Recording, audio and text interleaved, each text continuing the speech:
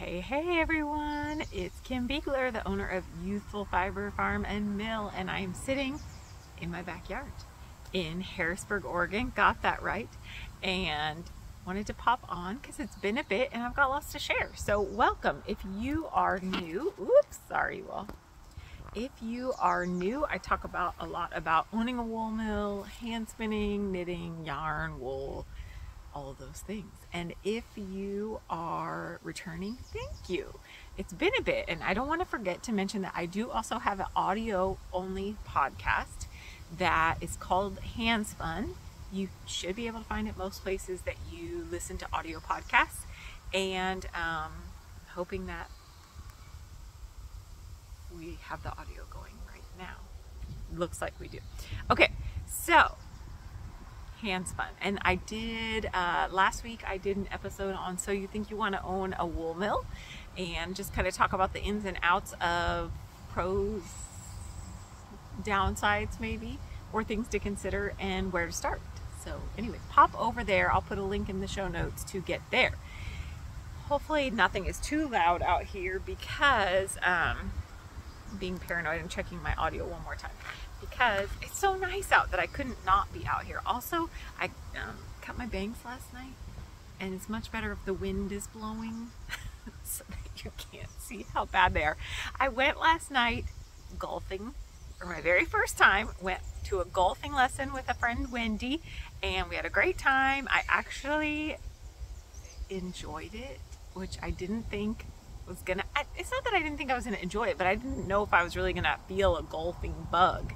And I'll admit, I did kind of. I was like, okay, I can get behind this a little bit. I'm scooting to the side so you can see my poppies there.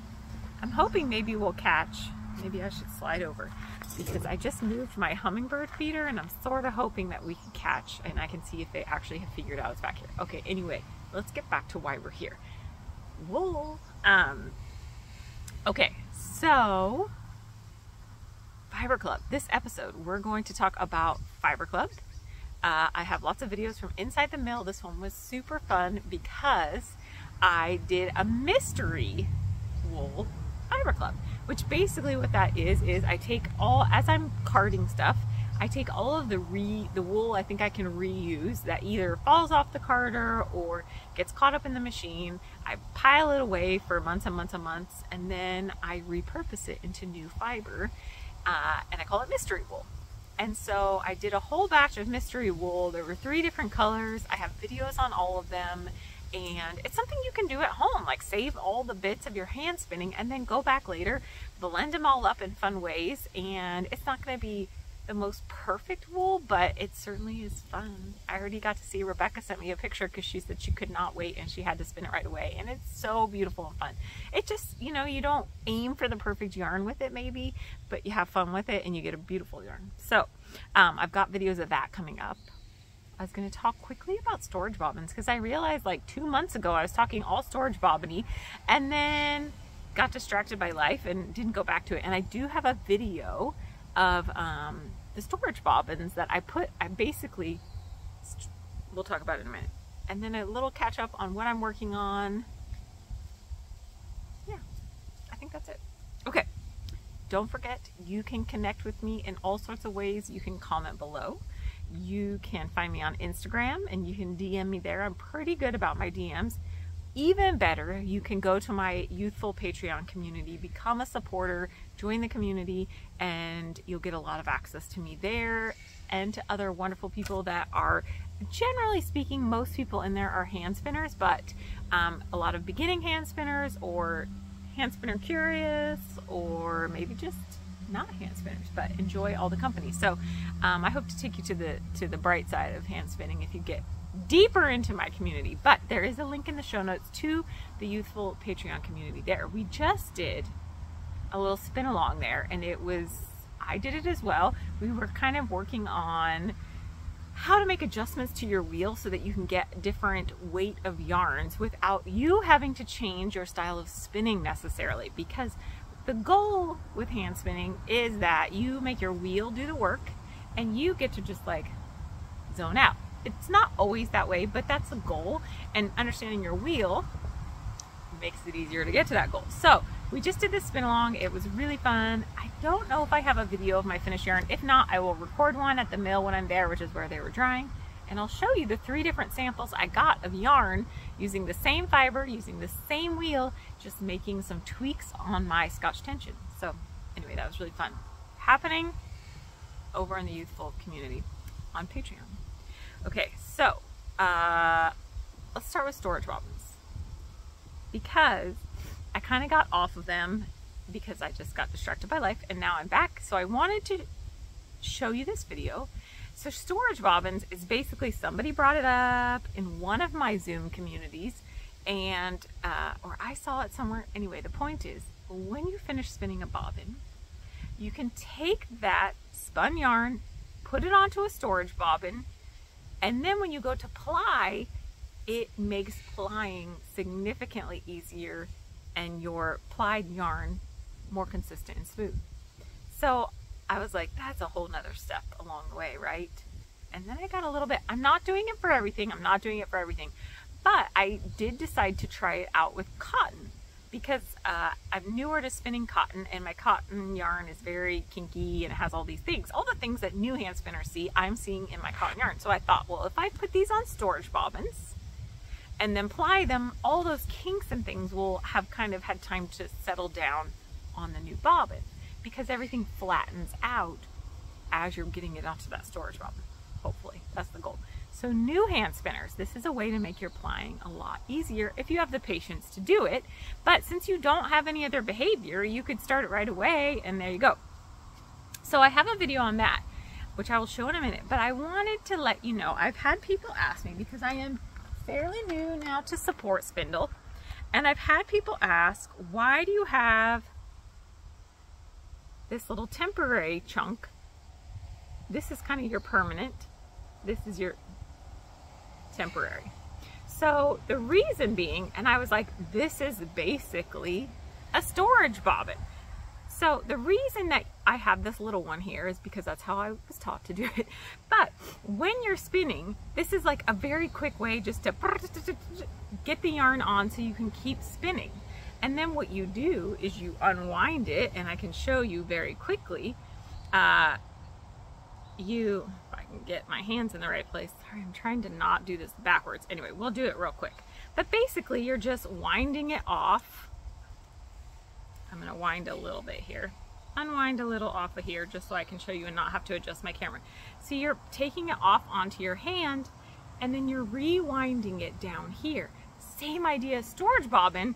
You can get, the main reason on here is because you can get it a lot cleaner. You can get a lot tighter and more consistent. You can kind of work out any whirly gigs too along the way, and you can fit more on your spindle. I mean, that's the big joy of doing this on a spindle.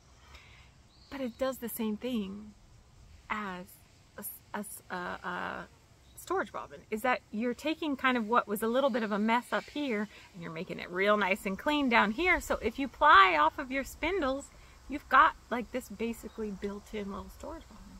How's that? How's that for cool? So I will talk, I just haven't been on YouTube as much, right? Because life is short and I run out of time.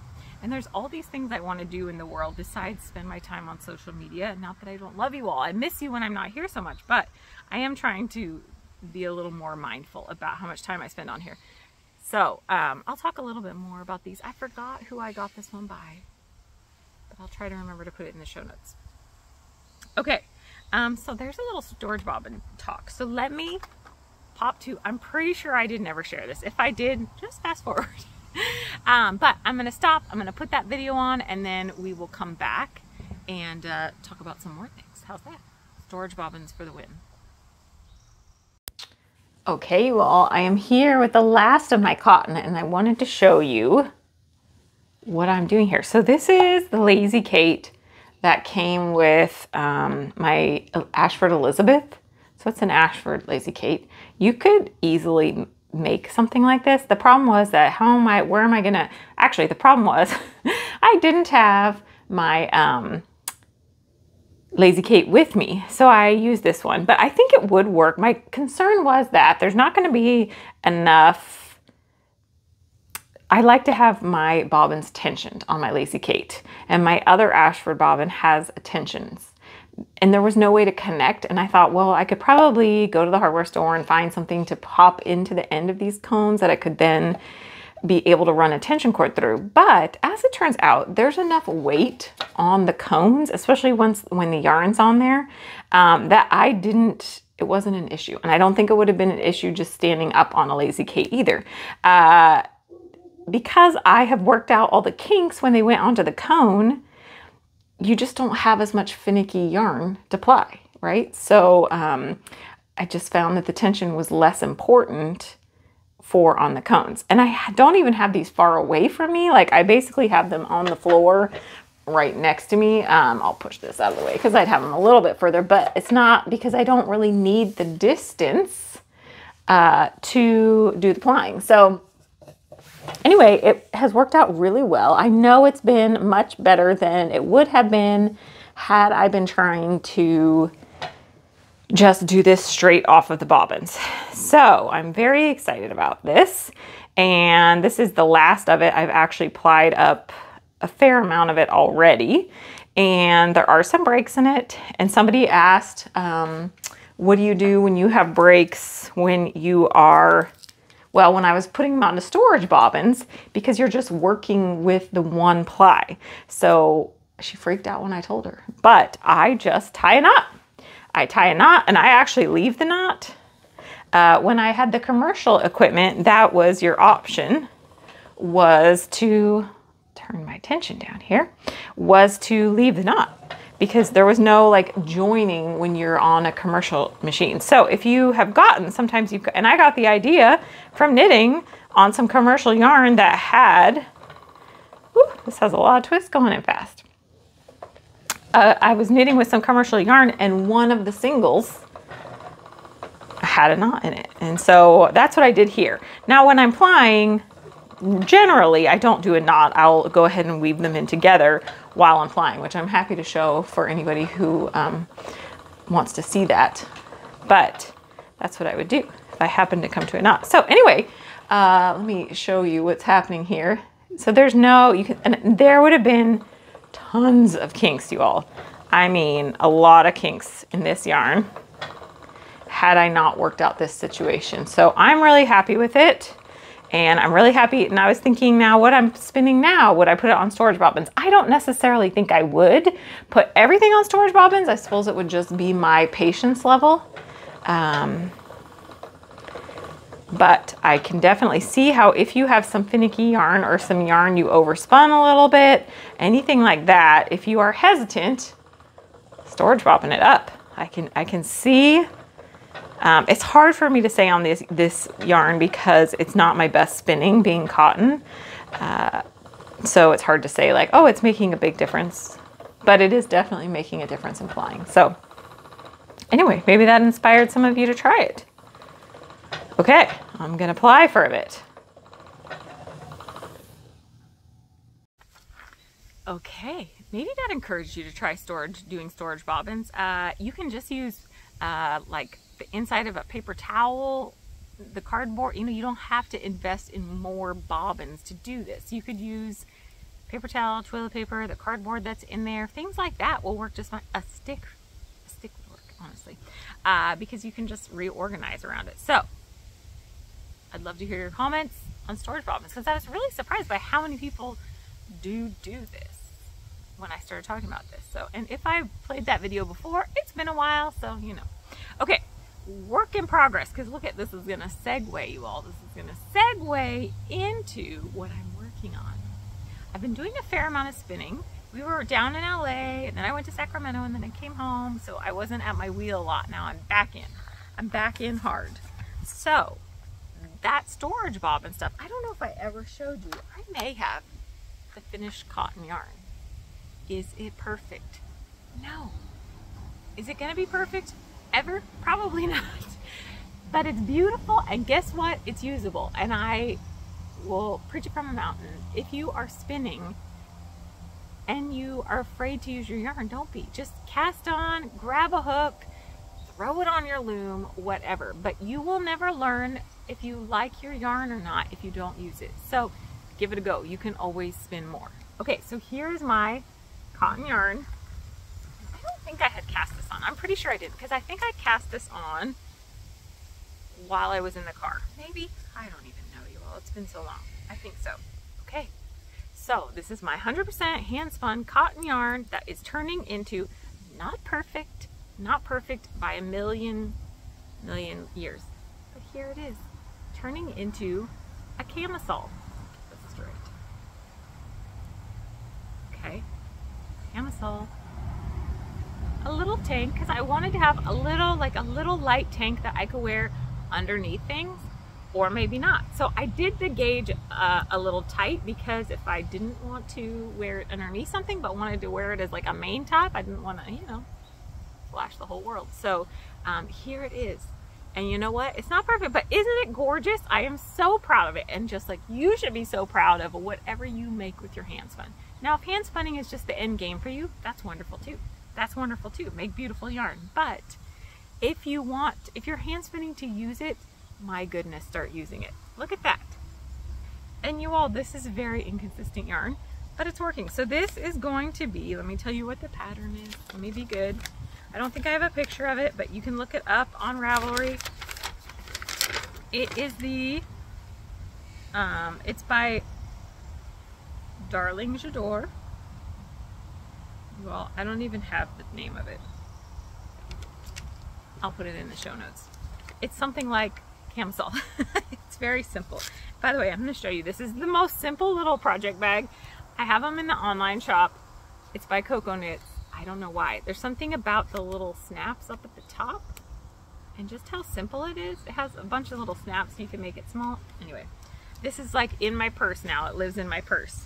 So here is this. It's going a little bit slower because I haven't been knitting as much, and because the cotton is a little tight. If you haven't knit with cotton before, it's not as forgiving as far as bounce, so it's a little bit tighter on your hands, and I'm probably being a little bit tighter with it anyway, but I just wanted to show you because I'm so proud of it. So it's just a very simple top. I'm excited. I'm excited for it. Will it be done this summer?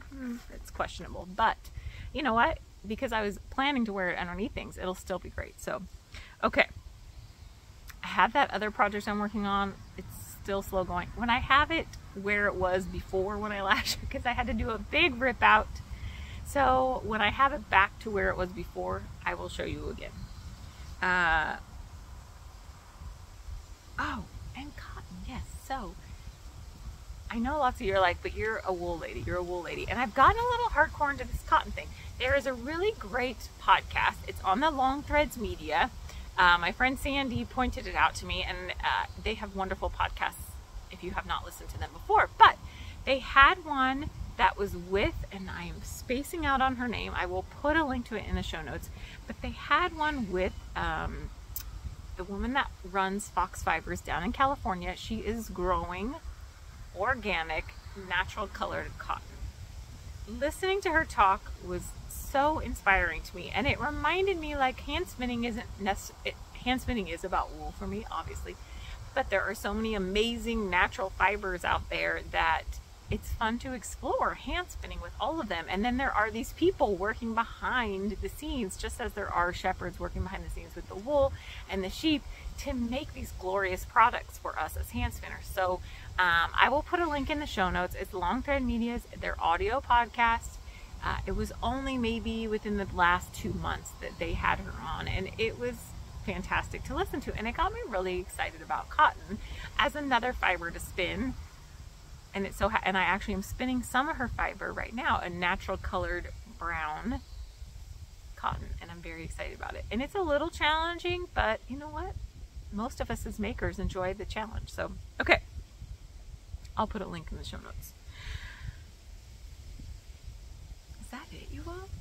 I feel like I had so many more things to talk about, but now I'm sitting here and, oh, my bird feeder's right there. So, well, anyway, maybe somebody saw. If you saw a hummingbird zip past behind me, let me know. They're quick little suckers. Anyway, I guess that's it. We've got to talk about Fiber Club. Oh my goodness. Okay, Fiber Club. So, I talked about the mystery of wool and what it is. I have videos of the 3 different colors that I did in this. there's only like this much left of it, and I will have it at Mill Day, which I did forget to mention. Black Sheep Gathering is coming up in Albany, Oregon. The mill is only 30 minutes south of Albany, Oregon from the center where the gathering is.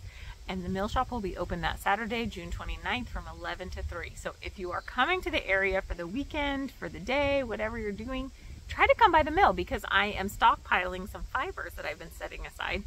And a little bit of Fiber Club is left. One, I think, in each colorway, maybe. That's it.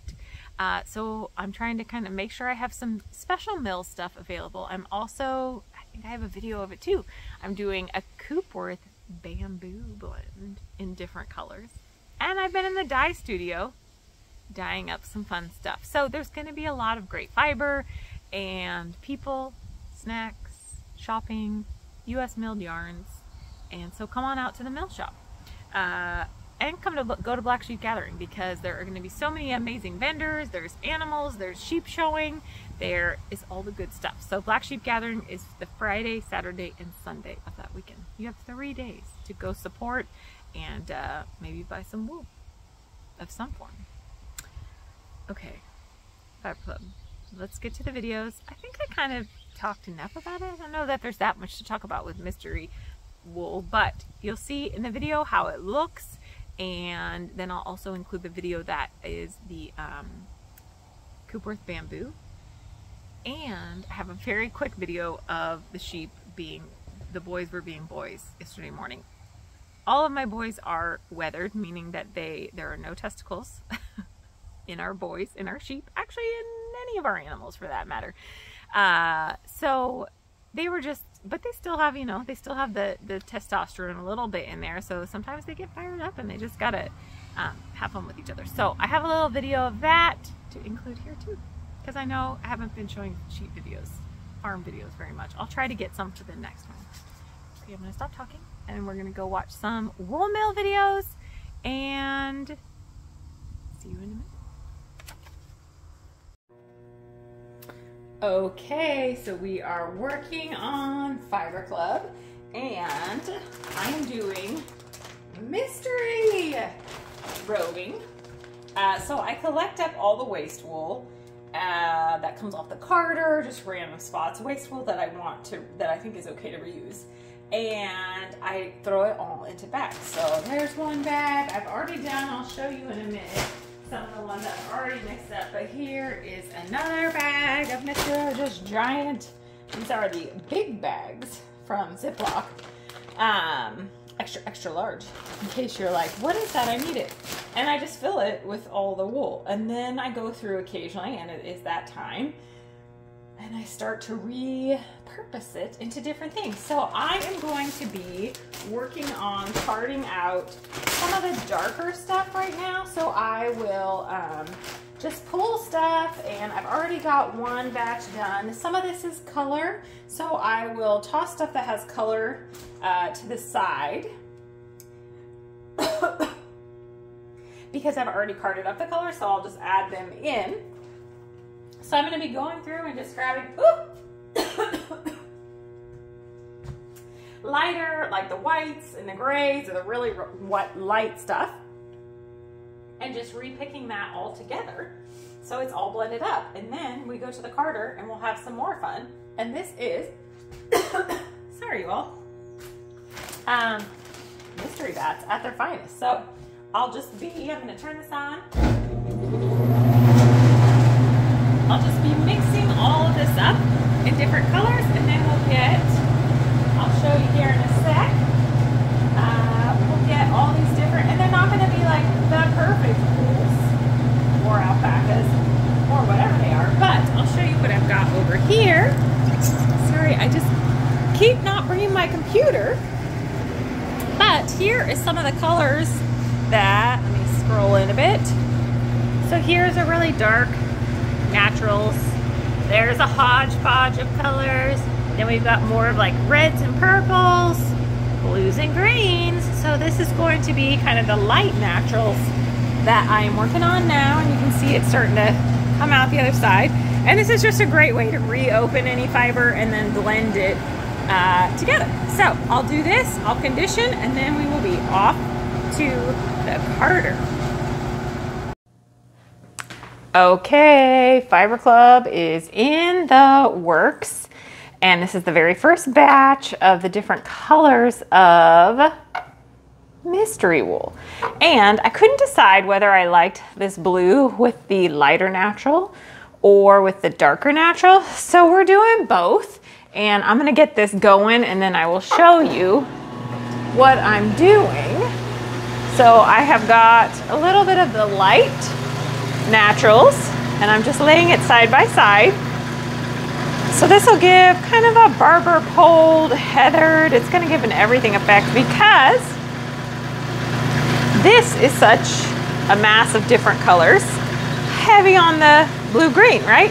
And then I'm doing a dark gray, and we're just going back and forth. So as it's feeding through, the blue shades are there the whole time, obviously, because it's running this way, but the light and the gray, the light and the dark, they're gonna go back and forth. And what the heck? This is all just for fun. As I told Fiber Club, this isn't gonna spin up perfect because it's got so many different lengths of fibers in it. So just have fun with it, you know? Just spin for fun and to see what you get. And I would say, I mean, you could just spin it as is. Split the fiber in half, spin it as is. Let me go around and let you see what's coming out the other end now. Or you could like ply this with another natural. You know, it's just gonna be a have fun. Okay, so here we go. Let me get you in a little bit closer. So you can see that coming out, and it's gonna kind of fluctuate, that color, the dyed portion is gonna fluctuate because those colors are all different, and I've just got to run over to the other side. So yeah, you could spin this just on itself, and then it's going to be a little more heathered and a little less barber fold. Not everybody likes the barber fold effect. And then it's going to change, and I think it's probably changing color on you there from the light to the gray. Yeah, so now we're getting that darker gray color in there. And how fun is that? It's just gonna be super fun to spin. So there's our first color. I'm gonna finish this batch up and then start on the next round. So everybody in Fiber Club will have, there'll be 3 different colors and they'll get whichever. I try not to see who's getting what. It's too much for me otherwise. Okay, see you in a minute. Okay, here we are back at the carder with the next color blend, which is, as you can see, lots of pinks and reds and purples and kind of different shades, oranges. It's interesting. Obviously it's changing throughout. I've got to stand a little bit in this way, hopefully, and I'm going to turn that machine on. And then I'm still doing on the other side. I'm going back and forth between the light and dark naturals, so that really changes it up on how it's going to spin up. I think it's going to be fun, and you'll notice like that pink is what really pops, and I'm going to pop over to the front of the machine while I'm talking to you, and it's what really pops on the other end too. Even though there's not nearly as much of it as it seems, it just really, that's the color that picks up. So on the other side, I'm just doing a little half bunch of this natural, not a half bunch, a half of a feed. And then right after it, I'll have about the same amount of weight of this dark. And then over here, I've just got on the right hand side. So for those of you that are listening, the left hand side of my feed is going back and forth between natural lights and natural darks. So that's going to kind of blend out that way. And then on the right hand side is where I've got all the different mixes of just dyed up stuff. And I have them weighing about the same so that the roving will come out. Again, I've got to leave you so I can push so that the roving will come out even. I don't want to have one side of it be real. I hit a button there and turned us off. So now we'll go ahead and look at the other side. And it's just going back and forth between the lights and the darks. Let me get through all my mess here, and we can see it coming out. And this is kind of on a darker portion where the natural is dark, but you can see how much that pink really pops. There are other parts of this where it's more red and more orange, but if there's pink, man, that is what's gonna pop. So when you're blending fibers, you know, take that into account. Some of those really highlighted colors will take center stage on the other end. So here it is, and then it'll go from this darker natural into a lighter natural, and I think it's just gonna be a fun spin. I told my Fiber Club people, don't stress over this, just have fun spinning it. All right, one more batch to go. Okay, last of the last batch. So this is everything but the kitchen sink. So we're still going on the left side of the carder, we're going naturals, light to dark. On the right side, we have got oranges and some bright yellows, some blues, just about everything. And I thought there was no way in heck I was gonna like this, or would anybody in the world, because what happens when you throw tons of colors in is they tend to muddy, right? But let's go around the other side. And for some reason, I am absolutely in love with this. And it kind of fluctuates, of course. So it's coming out, it just is changing. It's kind of a, I'm not gonna say a rosy color. There are spots where you're seeing a little bit of pink and rosy, but here's another batch over here. It's kind of orangey, rusty with the grays, and I just love it. Maybe just after doing all the colors that were a lot brighter, this is just more muted, a little more gentle. And anyway, not to say that all the fiber lovers are going to love the color they get, but hopefully they will at least have fun with it. That's the best I can hope for. Well, I always hope for that. Okay, that's it for Fiber Club for this month. So I'll just walk and you can see here is lots of it ready. Now I've got to get off here and package and get this all in the mail. See you all soon.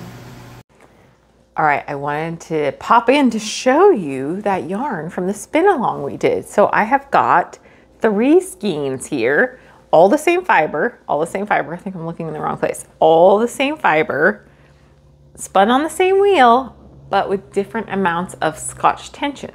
So and I spun this on my Kiwi. So my very first one, and it's probably somewhere, but it's probably around a sport weight, a fingering or sport. I spun it long draw, so it is nice and poofy. And it was a pretty poofy fiber, although I can't remember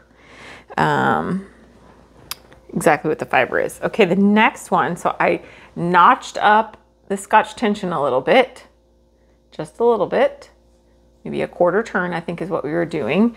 And let me find one that's not so. Scotch tension up. And I think I adjusted my drive band just so that I would get a little bit less twist in there. But look at the difference in the weight of that yarn. These are both 2-plies. Okay, here's the third one. So I notched the tension up a little bit more. Look at that. So much different. And not only different in yarn weight, but different in saturation, which I don't know if you can tell, but the stuff that is, you can see my TV on in the background, that's for the dogs. You can see that that's a lot, it's not a lot, but it is significantly more gray in the lighter weight yarn because it's a tighter spin, and so it's more saturated. And then you get to this heavier, and this is probably maybe an Aran to a bulky weight. The middle one is about a worsted, and then the lightest one was about fingering or sport, probably sport. All the same fiber, all the same wheel, making adjustments to the wheel so that I don't really have to make adjustments to how I'm spinning. That was the goal of this. This was what we did over in the Patreon group this month. And it was so fun because I distinctly remember them, even in the first, we did a couple follow-up sessions, but in the first one being like, oh my gosh, I can spin so thin. and this is different. Like when you're first beginning, you just are going, right? But as you settle in a bit, then you can start really using your tension to play with different weights. And then you're not having to adjust how fast you're treadling or how fast or slow you're drafting, because the goal is that your wheel does the work for you, right? So anyway, I thought that was a really fun experiment. I was excited that I did it too, because it was like, oh yeah, right? So there's our 3 different yarns. So anyway, that's kind of one of the fun things that we did in Patreon this month. I think next month, Brandy, if you're watching, we brought up Andean flying, and I thought maybe I'll do a little thing on Andean flying for, you know, it's really helpful for those smaller bits of yarn, especially that you have left. So, okay, onward to the rest of this episode.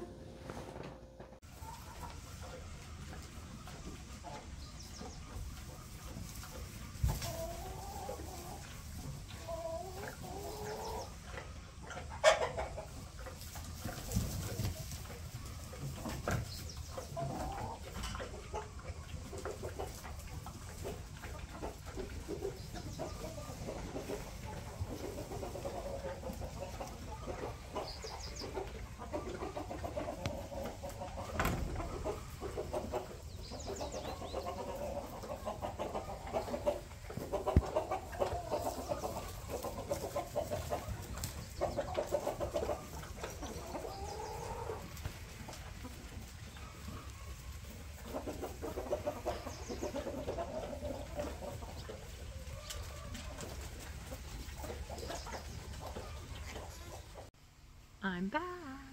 Okay, I hope that was fun. Look at this crazy. What is, I look like a child of the 80s these days. Sorry to my friend Santina. Luckily she will not watch this, so she doesn't have to see my bangs and what I have done. Anyway, I will fix them soon. Okay, you all, thank you so much for watching. I hope that you learned something. I hope that you had fun. I hope you were making something pretty while you were watching. Don't forget, you can find me on Instagram. I'm doing a little series on answering people's questions, because I put out the call to beginning hand spinners. Tell me what you are having issues with as you learn. Those of you listening, you're welcome to put them in the comments here, because it is really good for me as a teacher to understand, to remember. I remember a lot, trust me, but to be reminded of some of those things that are a little harder, or things I didn't have issues with, but I had a lot of issues. So feel free to comment below. You can also head to the Patreon Youthful community. I always appreciate your support. It helps me continue to do what I'm doing here on all of the different social media. And then I also do extra fun stuff in there if you choose to upgrade to some of the other levels. So check me out there. And now there's the Handspun podcast. So you can listen to the audio. This will be up there, but then I'm also doing more frequent, like once a week or so, I will upload an audio podcast. They're shorter, they're a little more focused on a certain subject, but I think that there is plenty of good value in there too. So, okay, I'm gonna head out of here because I got more wool to dye, I got gardening that needs to happen, and I've got bookkeeping to do. So, oof. Okay, you all, thank you so much for taking the time to spend with me. Until next time, stay healthy, be kind to everybody around you, and make all the pretty things. I will see you soon. Thank you.